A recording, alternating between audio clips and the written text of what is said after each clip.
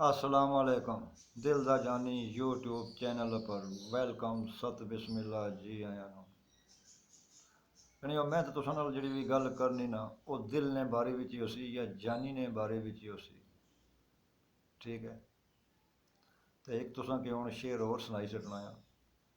शेर जनाब बशारत साकी साहब ने आया कि दिल ते छिड़िया गुबार ऐसा, दिल ते छिड़िया गुबार ऐसा, छेड़ी गल ते अज प्यार दी मैं, मेरे सिरे उत्ते खिज़ां हसदी रही, रौनक वेखी ना मौसम बहार दी मैं। होइयां मुदतां विछड़ियां माई कोलों, सूरत भुल ना सकिया दिलदार दी मैं, साकी रब जाने वा कदों मेल होसी, करसां दीद उस परी रुखसार दी।